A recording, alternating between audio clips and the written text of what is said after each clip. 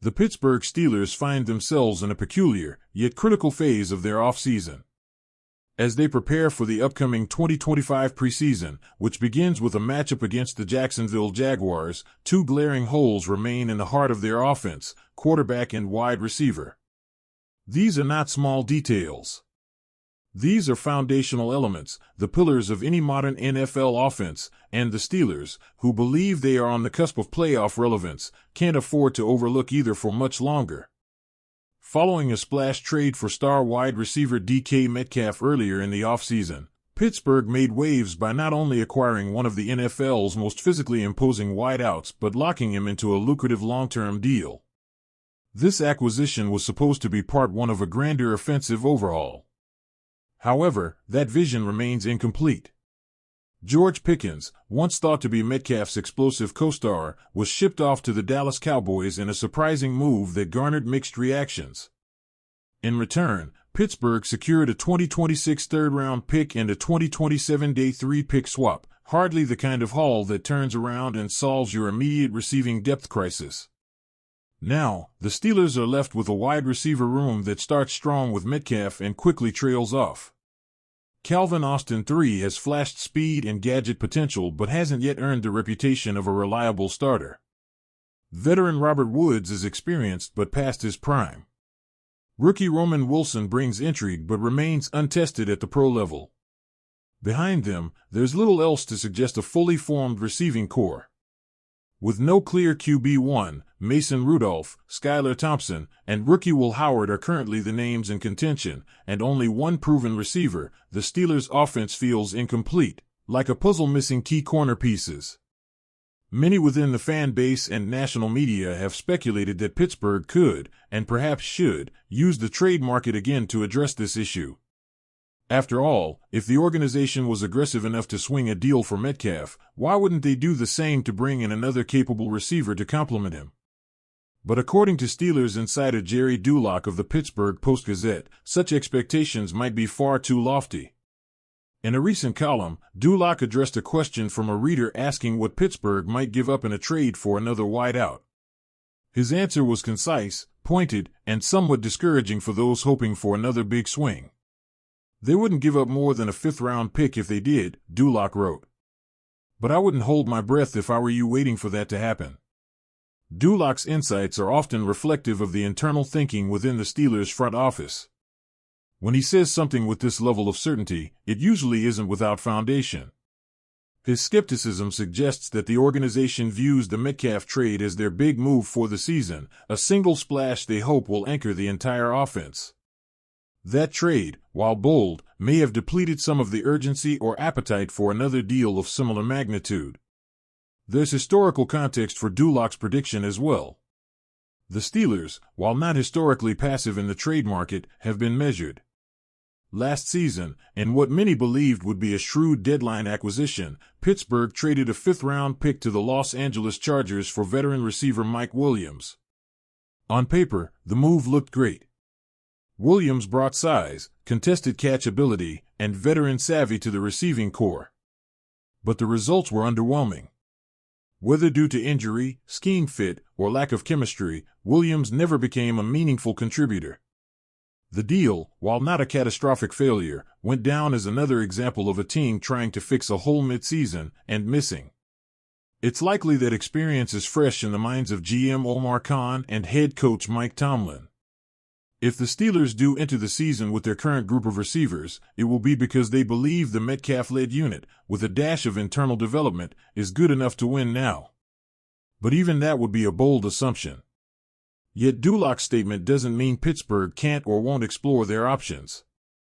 It simply indicates they're not going to overpay unless the right opportunity emerges.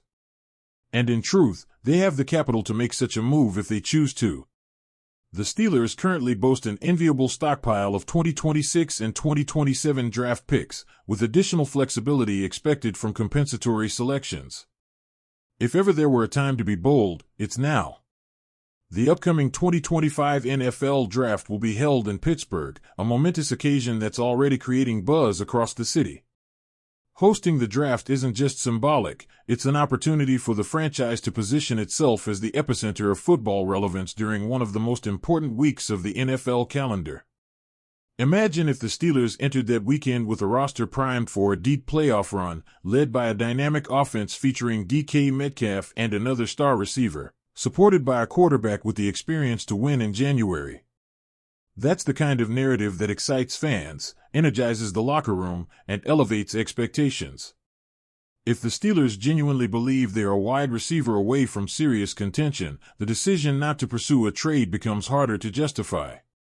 Would a fifth-round pick, or even a fourth, be too high a price for a difference-maker who could turn games on their head? History suggests otherwise. Teams like the Eagles, Chiefs, and 49ers have made bold personnel decisions that changed the trajectory of their franchises. The Steelers have already taken one step in that direction with Metcalf. Why stop now? Potential trade targets are out there. Romeo Doubs of the Green Bay Packers, who has connections to Aaron Rodgers, is available and reasonably priced. Allen Lazard, also with Rodgers ties, could be pried away from the New York Jets. Even more established veterans like Amari Cooper or Courtland Sutton have appeared in trade speculation.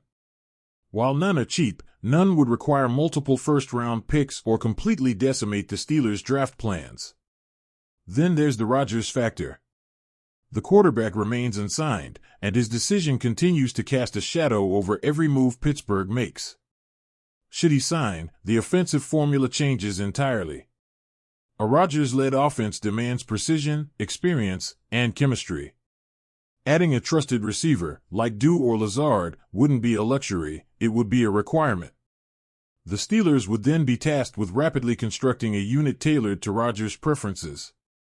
And if they stand pat, hoping Austin and Wilson can fill the gaps, they risk another season of offensive inconsistency and unmet expectations. What makes the situation even more complicated is the fact that the Steelers aren't in a rebuild. The defense remains elite. T.J. Watt, Minkah Fitzpatrick, Cam Hayward, and Joey Porter Jr. give Pittsburgh a championship-caliber core on that side of the ball. On offense, Najee Harris is gone, but Jaylen Warren and rookie Caleb Johnson could thrive in Arthur Smith's run-heavy system. Add in an offensive line that continues to grow under coach Pat Meyer, and there's no reason this can't be a playoff team if the right pieces fall into place. But for that to happen, Pittsburgh must finish what they started. Trading for Metcalf was step one. Resolving the quarterback dilemma, whether through Rodgers or someone else, is step two. But step three must involve surrounding that quarterback with the tools to succeed. In today's NFL, two legitimate wide receivers are a requirement, not a luxury.